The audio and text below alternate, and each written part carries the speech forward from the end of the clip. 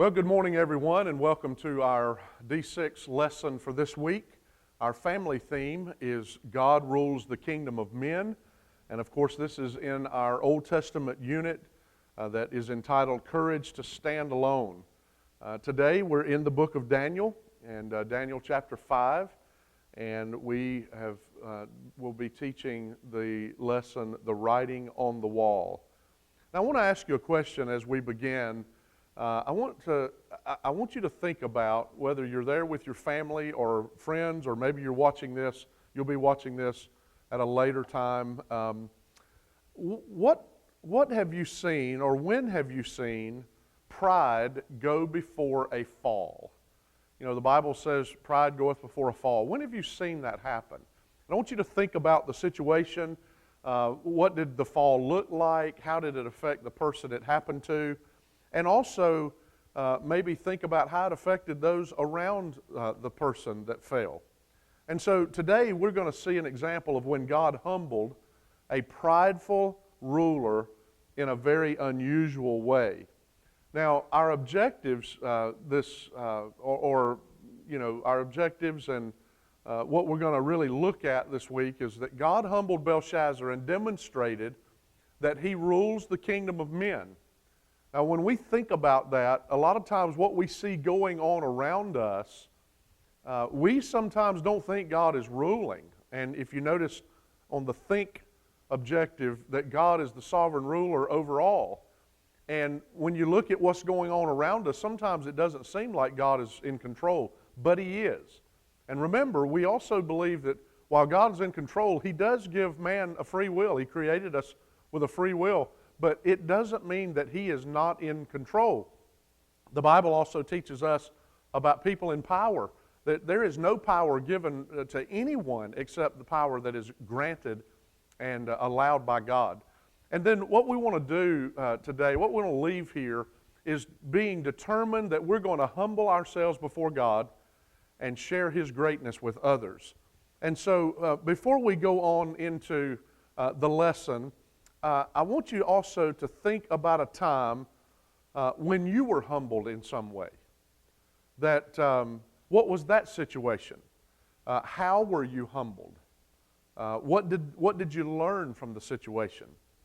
And we actually are going to again see how God humbled a prideful ruler, a man in power, Belshazzar, in a very unusual way. So I want us to look in the first 6 verses of Daniel chapter 5, and this is what the Scripture says. Belshazzar the king made a great feast to 1,000 of his lords and drank wine before the 1,000. Belshazzar, while he tasted the wine, commanded to bring the golden and silver vessels which his father Nebuchadnezzar had taken out of the temple which was in Jerusalem, that the king and the princes, his wives and his concubines, might drink therein.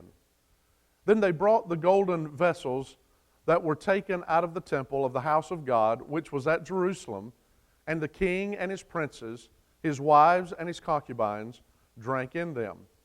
They drank wine and praised the gods of gold and silver, of brass, of iron, of wood, and of stone. In the same hour came forth fingers of a man's hand, and wrote over against the candlestick upon the plaster of the wall of the king's palace, and the king saw the part of the hand that wrote. You see, God can use any means necessary to humble those who disregard Him. And so that's the title of the lesson, The Writing on the Wall, and this is the whole lesson is built around this. And so God can use any means necessary to humble those who disregard Him. Belshazzar Belshazzar sponsored a feast and decided to use the gold and silver vessels from the Jerusalem temple that his predecessor Nebuchadnezzar had conquered. And so it wasn't long before everybody was drinking from what once had been used in the worship of Jehovah God. And it was really, you think about this, one of God's purposes of even creating us, and one of His purposes for His children, was to perpetuate His name and His glory among the nations. And now this nation had taken holy vessels and had desecrated them by using them in a pagan society to use at a feast. They were living it up. They were praising their pagan gods. And yet God was able to reduce the king to a shaking shell of himself. An image of human fingers wrote God's justice or judgment on the wall and brought the festivities to a quaking halt. God did something very unusual, and He can use any means necessary. It got their attention. And so, when you think about all of that, we think about how we can apply that. How do we apply the fact that we know God can use those things that are necessary to humble us? Well, one of the things we know, the king and all those present assumed that no one could contest his power. That's what that culture was all about. The king was all powerful, and yet God was about to reduce him to a shaking shell of himself. And so one of the things that we do know is that God can humble us, or the Bible tells us to humble ourselves under the mighty hand of God. I don't know about you, but I would rather humble myself than have God have to humble me because of my hard-heartedness or my stubbornness.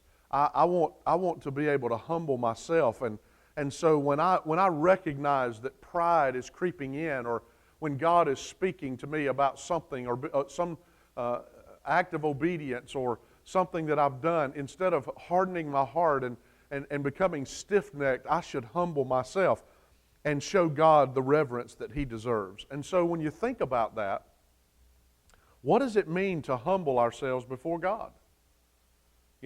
How do we do that? Well, I think the first thing we do is recognize who we are in light of God. We recognize our sinfulness and our inability to do what we should do apart from Him. We are really nothing apart from God. We are weak. The flesh is weak. It is His Spirit in us that enables us to be obedient. And so we need to understand our need of Him and His power, and ask Him to help us. And really, we heard this past week about from Dr. Marks when he talked about the individuality in the Western culture. And ladies and gentlemen, he was exactly right to point that out. We are not designed to go at it alone. Number one, we have God, we have His Spirit, but we also have each other to help each other. And we should come alongside of each other and help each other do the things that God wants us to do. And we need to humble ourselves so that we will be willing to recognize our need of God, to recognize His power that is available to us, and to humble ourselves to ask Him for help. And then He may lead us to ask others for help.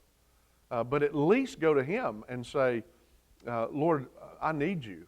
The psalmist David, in my devotions yesterday morning, I read some of the Psalms of David, and he was constantly crying out to God for help.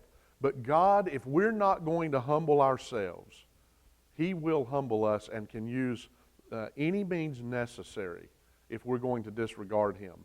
But I want us to think about how we also can cultivate humility toward others.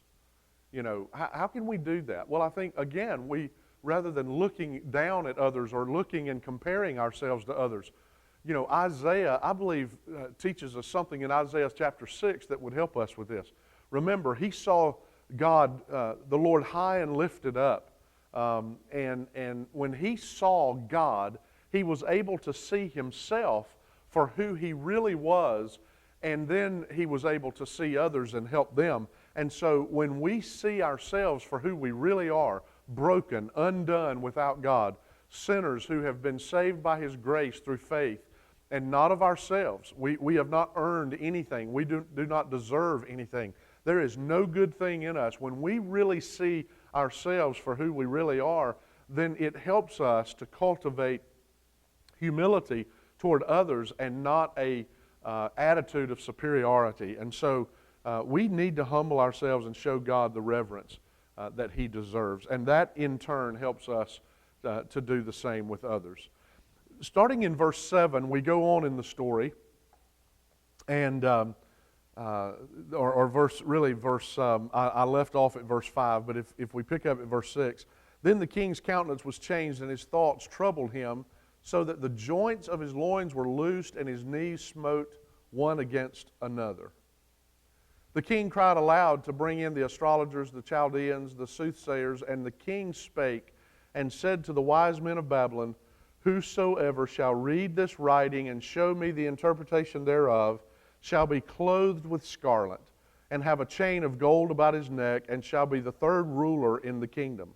Then came in all the king's wise men, but they could not read the writing, nor make known to the king the interpretation thereof.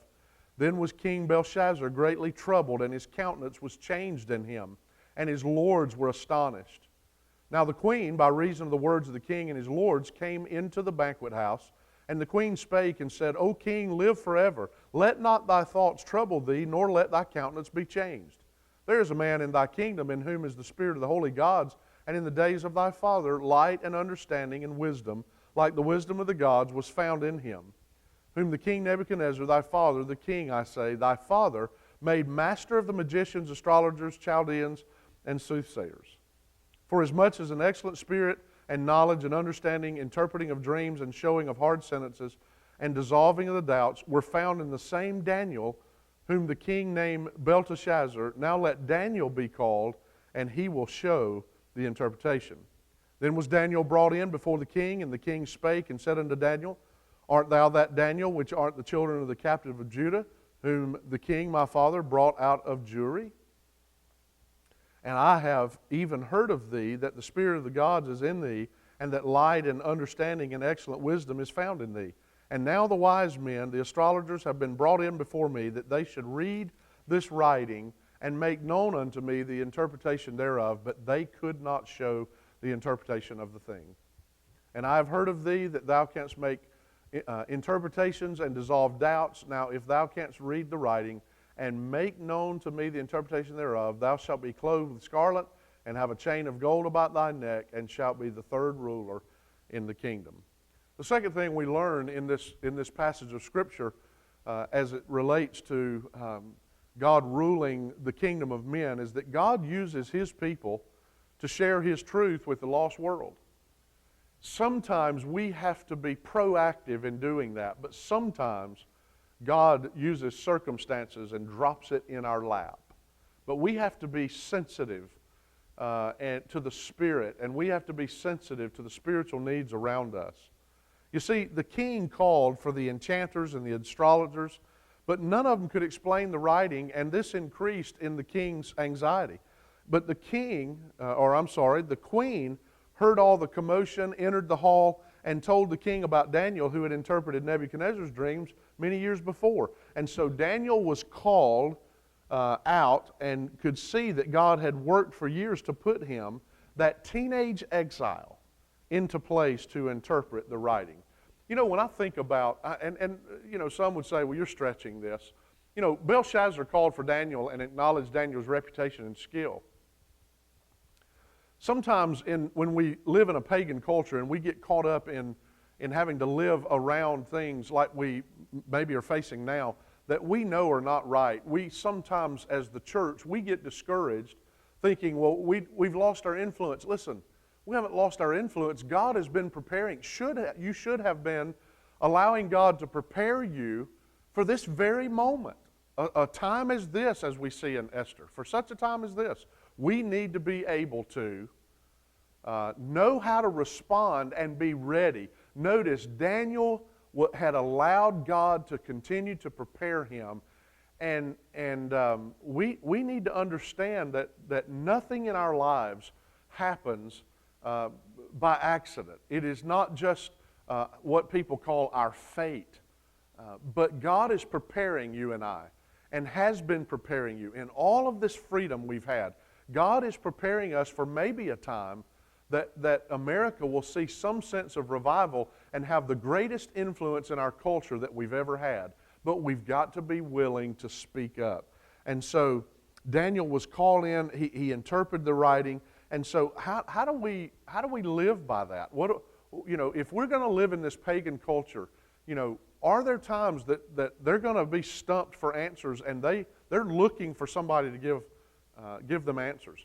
And ladies and gentlemen, let me give you something to think about. I believe even though there is a great hatred from some in our culture toward Christianity, I believe there are a lot of people that are looking for the truth. I believe there are a lot of people that are looking for answers.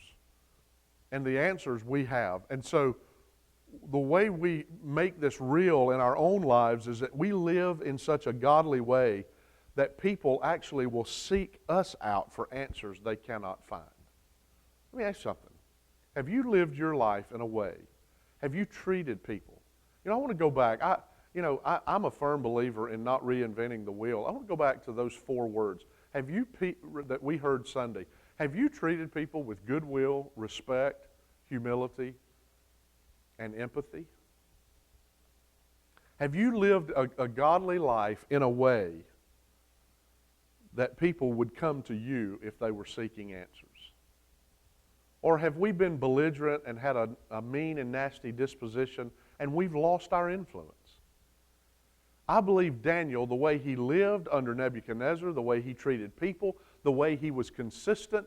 Listen, even though they couldn't believe Daniel would break a king's decree, and we see that later in the story of Daniel, but they knew he believed in what he said he believed in, because he did not let the pagan culture around him change him. But the way he treated people was an image of the Father in him, and the God that he believed in, the true living God. And because he lived that godly life, when it came time to need answers that they could not find, and none of the other pagan astrologers and anybody could find, they knew who they could go to.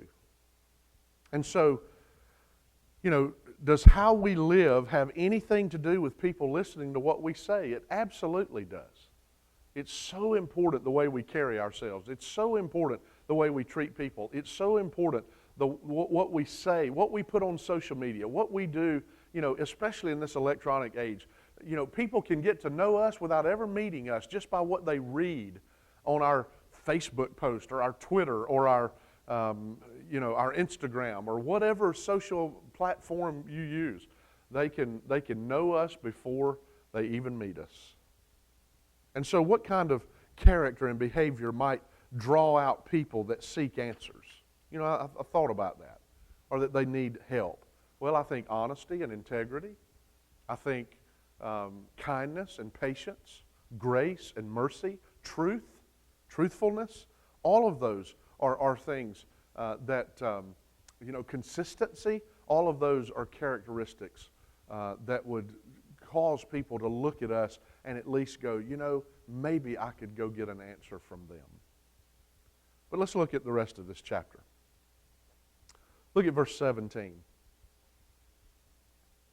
Then Daniel answered and said before the king, let thy gifts be to thyself, and give thy rewards to another, yet I will read the writing unto the king and make known to him the interpretation. O thou king, the most high God gave Nebuchadnezzar thy father a kingdom and a majesty and glory and honor. And for the majesty that he gave him, all peoples, nations, and languages trembled and feared before him, whom he would slew, and whom he kept alive, and whom he would set up, and whom he would he put down. But when his heart was lifted up and his mind hardened in pride, he was disposed from his kingly throne, and they took his glory from him. And he was driven from the sons of men, and his heart was made like the beast, and his dwelling was with the wild asses, and they fed him with grass like oxen, and his body was wet with the dew of heaven, till he knew that the Most High God ruled in the kingdom of men, and that he appointeth over it whomsoever he will. And thou, his son, O Belshazzar, hast not humbled thine heart, though thou knewest all of this, but hast lifted up thyself against the Lord of heaven, and they have brought the vessels of his house before thee. And thou and thy lords, thy wives and thy concubines, have drunk wine in them, and thou hast praised the gods of silver and gold, of brass, iron, wood, and stone, which see not, nor hear, nor know, and the God in whose hand thy breath is, and whose are all thy ways, hast thou not glorified. Then was the part of the hand sent from him, and this writing was written. And this is the writing that was written. Mene, mene, tekel upharsin. This is the interpretation of the thing. Mene, God hath numbered thy kingdom and finished it. Tekel, thou art weighed in the balances and art found wanting. Perez, thy kingdom is divided and given to the Medes and the Persians. Then commanded Belshazzar, and they clothed Daniel with scarlet, and put a chain of gold about his neck, and made a proclamation concerning him, that he should be the third ruler in the kingdom. In that night was Belshazzar, the king of the Chaldeans, slain, and Darius the Median took the kingdom, being about 62 years old. The last thing this morning that we learn from this passage is that the sovereign God, our sovereign God, will humble the proud. I don't know about you, but that's sobering to me. I think we all battle at times with pride. Maybe not like Belshazzar, maybe not like Nebuchadnezzar. Maybe not in a way that we don't recognize God or we go out and serve dumb and deaf idols. But sometimes we refuse to do what God wants us to do. Sometimes we disobey. Sometimes we think we can go at it on our own and we neglect the power of God that's available to us. Whatever it might be.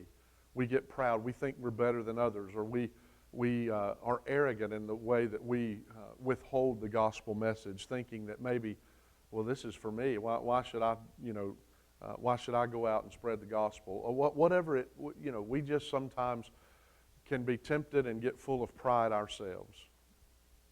But our sovereign God humbles those who are proud. You see, God had numbered the days of the Babylonian kingdom. He had weighed Belshazzar and found him wanting. Belshazzar did not measure up, and it was because of his own choices. God loved Belshazzar like he loved Daniel. But Belshazzar was found wanting. He did not recognize God for who he was. He was not grateful. He did not glorify God for who he was. And as a result, God had divided the kingdom. He took the rule from Belshazzar and passed it along to the Medes and the Persians. And the king lost his kingdom and his life that very night. His pride perished with him. You see, the way we respond to this is extremely important. How do we apply this?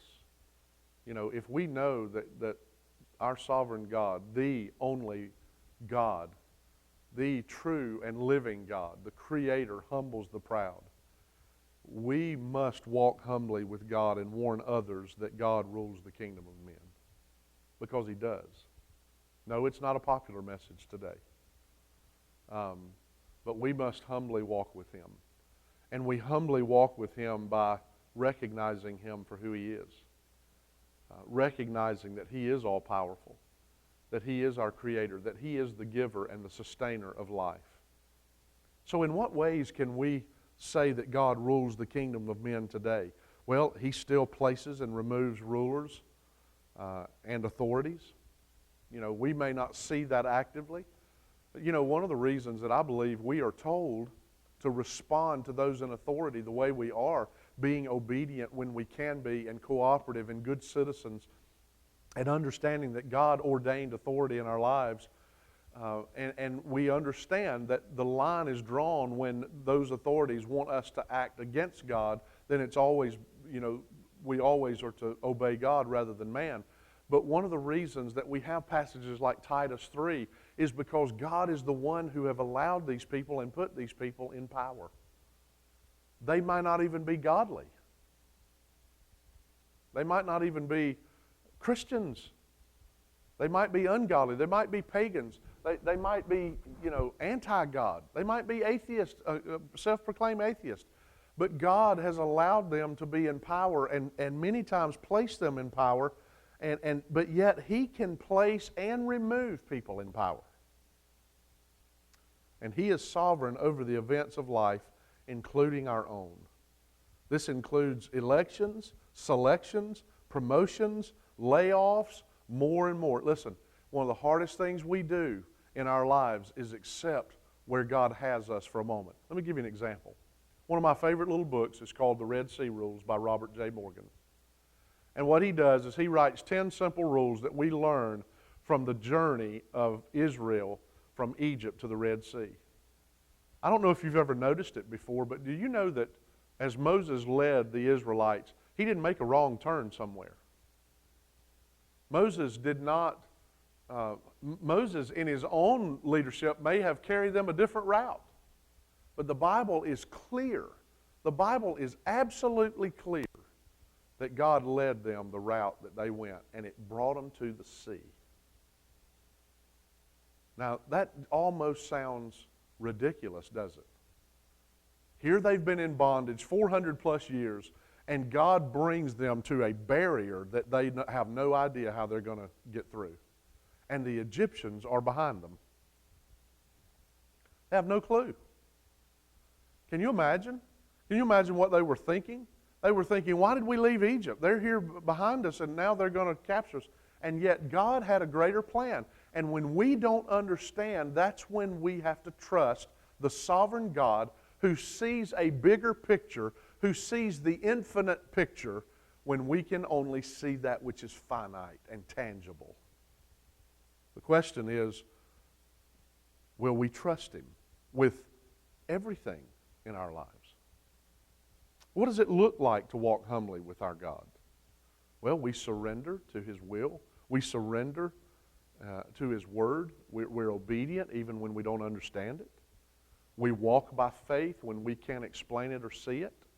We understand that we're utterly lost without Him and can do nothing of eternal value without His help and without His approval and His direction.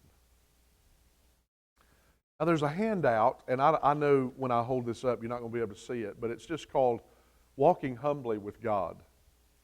And it gives a space in the box, it gives a box up at the top where it's asking you to write out 1 Peter 5, 5, and 6. And then it gives you basically 2 questions and then an assignment that you might want to do as a family. After writing out 1 Peter 5, 5, and 6, it says, in what way could you more fully humble yourselves before God this week? It's just an exercise to help you think through the lesson and the principles of the lesson. And then it says, how could you humble yourself toward another person this week?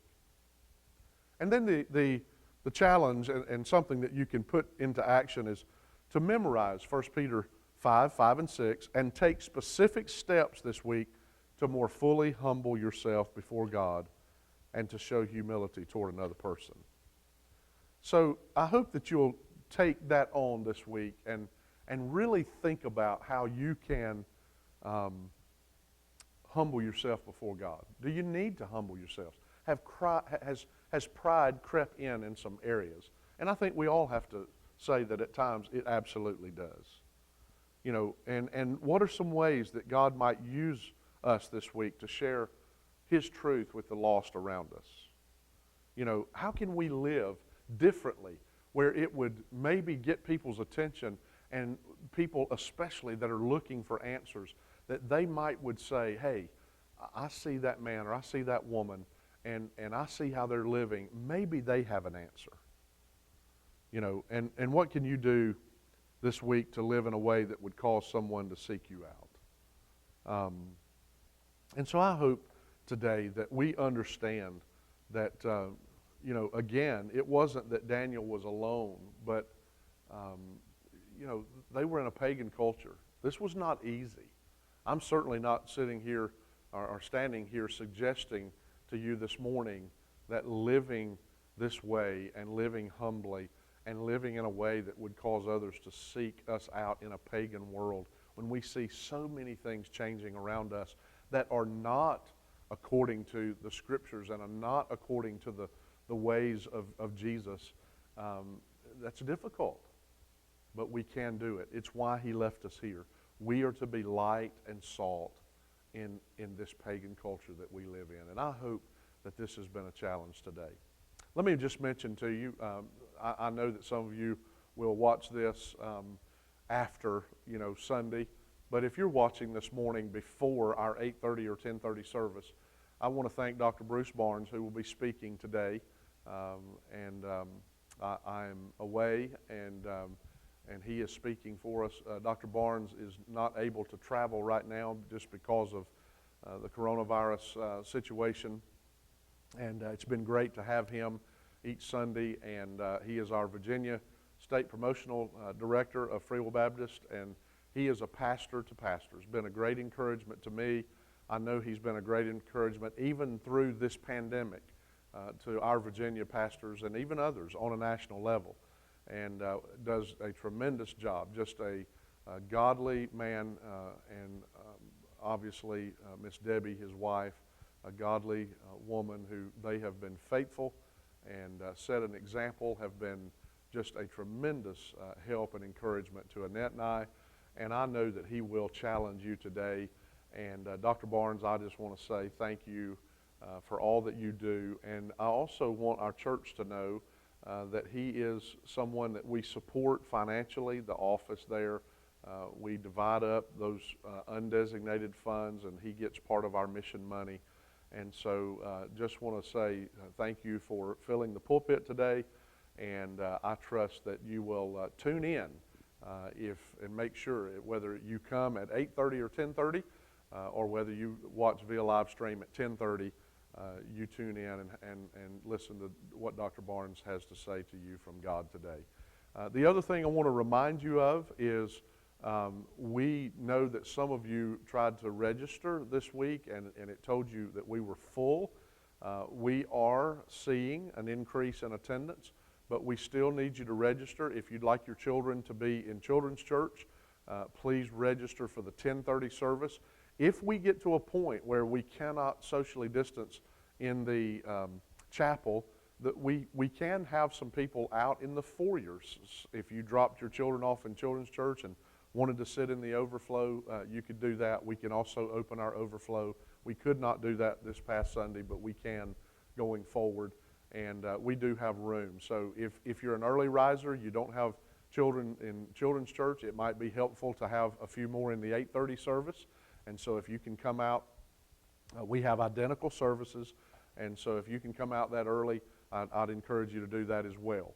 And so I appreciate your cooperation, but I'm thankful that we can come to church. And if you're out there and you're wondering, or you just are just hesitant, I understand that. We still have the live stream at 10:30, and we're excited. And please watch it. Please be faithful to your church. I know there's opportunities out there to watch other people, but please be faithful at least to your church, and then add other things if you want to watch more.